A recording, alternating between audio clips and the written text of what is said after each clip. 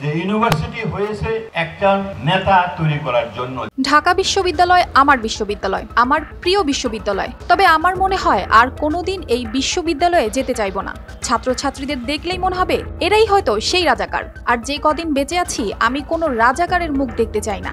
একটাই তো জীবন, সেই জীবনে আবার কেন নতুন করে রাজাকারদের দেখতে হবে? কোটা সংস্কার আন্দোলন নিয়ে এমন প্রতিক্রিয়া দেখাতে ব্যক্ত করে ডক্টর মোহাম্মদ জাফর ইকবাল তীব্র সমালোচনার পাশাপাশি এবার বয়কটের মুখে। ডক্টর মোহাম্মদ জাফর ইকবালের এমন প্রতিক্রিয়ায় ক্ষুব্ধ হয়ে ওঠেন নেটিজেনরা।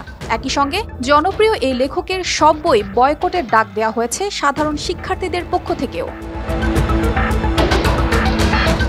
নতুন এক্সপেল এর নতুন ফর্মুলা আরপিএম এর ডুয়েল অ্যাকশনে ঘরের মশা বাঁচবে না, বাইরের মশা আসবে না।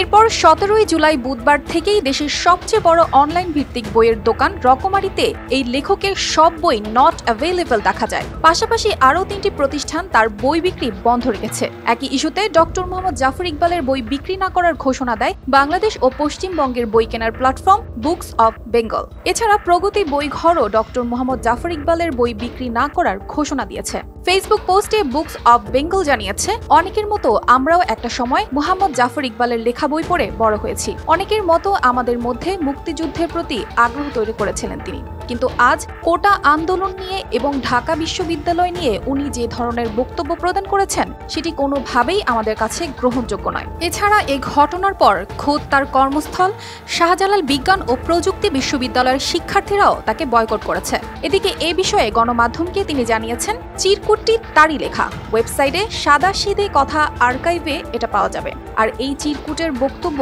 একান্তই তার ব্যক্তিগত মতামত। অর্পিতা জাহান, RTV।